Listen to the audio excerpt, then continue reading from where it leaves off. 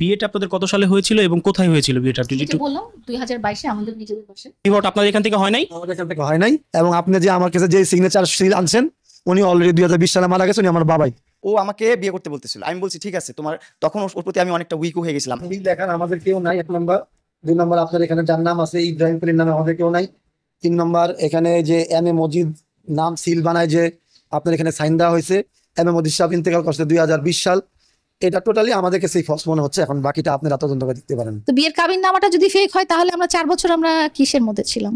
তো ভিউয়ার্স, লায়লা এবং মামুনের কি আসলেই বিয়ে হয়েছে? আর হলেও কোথায় হয়েছিল?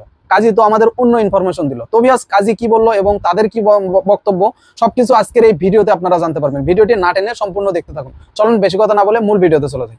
হুজুর, আমরা একটা কাবিননামা হাতে পেয়েছি এবং সেই কাবিননামাতে আপনাদের এই কাজী অফিসের অ্যাড্রেস দেওয়া আছে এবং সাম্প্রতিক সময়ে বহুল আলোচিত একটি বিষয় যে লাইলা মামুনের যে বিবাহটি রয়েছে সেই বিবাহকে কেন্দ্র করে এই বিষয়টি আমাদের হাতে এসেছে এবং আমরা জানতে চাচ্ছি যে এই কাবিননামাটা আপনাদের এখান থেকে নেওয়া কিনা বা এটা নকল কিনা বা আপনাদের এখান থেকে বিবাহটা পড়ানো হয়েছে কিনা। এখানে আমরা দেখেছি অনেকজনের নাম আছে, একটু যদি বলতেন।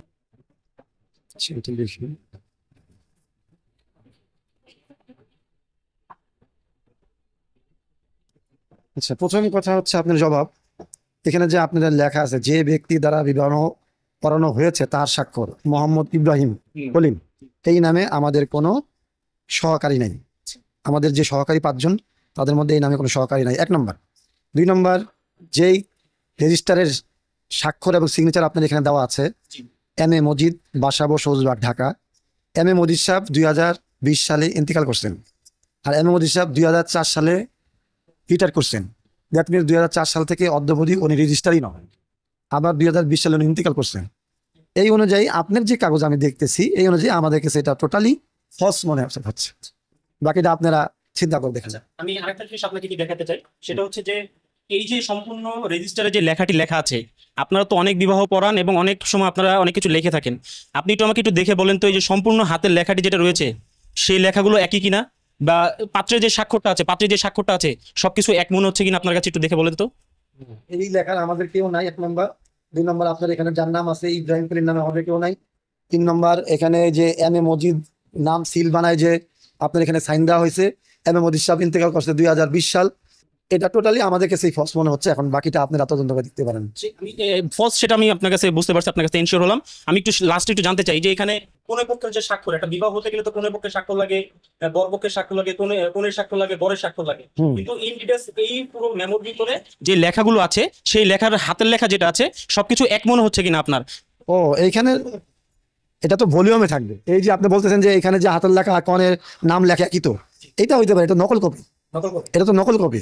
নকল কপিতে তো সে শুধু লিখবে, কিন্তু ওই মেয়ে যদি সাইন করে থাকে সেটা তো ঘরকারি ভলিউমে করছে, তখন সেটা আলাদা হবে। তাহলে আপনি এতটুকু আপনি শিওর করতে পারছেন যে এই বিবাহটা আপনাদের এখান থেকে হয় নাই? আমাদের এখান থেকে হয় নাই। এবং আপনি যে আমার কাছে যে সিগনেচার সিল আনছেন, উনি অলরেডি 2020 সালে মারা গেছেন, উনি আমার বাবাই। জানতে চাচ্ছি আমি যে এই যে নকল স্বাক্ষর এবং নকল ভাবে জালিয়াতি ভাবে যে বিবাহটা হয়েছে বা কাবিননামাটি দেখছেন আপনি, এর শাস্তি কি হতে পারে বা এটা কতটুকু আইনি আপনার মনে হয়? এটা কি আইনগতভাবে বলতে পারবে, কোর্ট বলবে। মানে এটা কি সম্ভব কিনা এভাবে জালিয়াতি ভাবে বিয়ে করা সম্ভব? এটা জানি আমরা দিই না। এখন কেউ যদি জালিয়াতি করে থাকে, ওটা কোর্টে গেলে কোর্ট যে সিদ্ধান্ত নেবে সেই সিদ্ধান্তই হবে। এই যে আপনাদের নাম ব্যবহার করে, আপনাদের ঠিকানা ব্যবহার করে যেটা জালিয়াতি হয়েছে, এই বিষয়ে আপনার মতামত?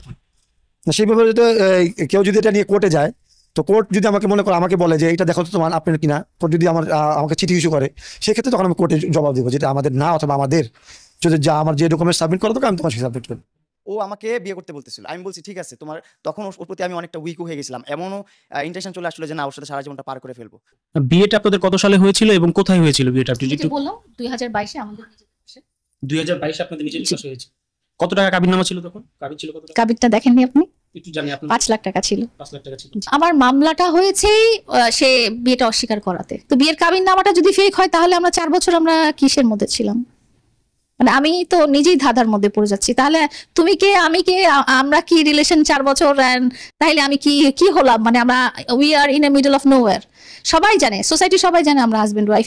ইভেন মানে কি বলবো, দেশে বাইরের লোকজনও জানে আমরা হাজবেন্ড ওয়াইফ।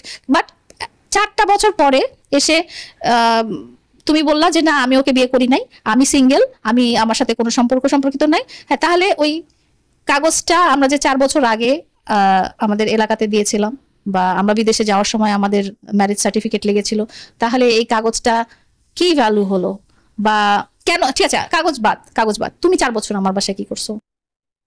আমার প্রশ্ন তো এটা। এবং তুমি যে সিঙ্গেল, তুমি যে আমাকে বিয়ে করো নাই, তুমি তাহলে মানে 4 বছর ধরে এই কথাগুলো বলনি কেন? তোমার কমপ্লেন শুরু হয়েছে কখন? আমি বলি, ওর কমপ্লেন শুরু হয়েছে 2023। তো ভিউয়ার্স, আজকের ভিডিওটি এই পর্যন্ত ছিল। ভিডিও সম্পর্কে যদি আপনাদের কোনো মতামত থেকে থাকে, কমেন্ট বক্স খোলা আছে, কমেন্ট বক্সে কমেন্ট করবেন। আর ভিডিও দেখে আপনারা অবশ্যই বুঝে গেছেন যে লায়লা এবং মামুনের বিয়ে হয়েছিল কিনা, ঠিক আছে? কাজী যে ইনফরমেশনটা দিল সেটাও আপনারা খুব ভালোভাবে বুঝতে পারলেন। তো ভিউয়ার্স, ভিডিওটি ভালো লাগলে একটা লাইক দিবেন, চ্যানেলে নতুন হয়ে থাকলে অবশ্যই আমাদের চ্যানেলটিকে সাবস্ক্রাইব করে নেবেন। সবাইকে অসংখ্য ধন্যবাদ এতক্ষণ আমাদের সময় দেওয়ার জন্য। পরিশেষে সবাইকে বাই।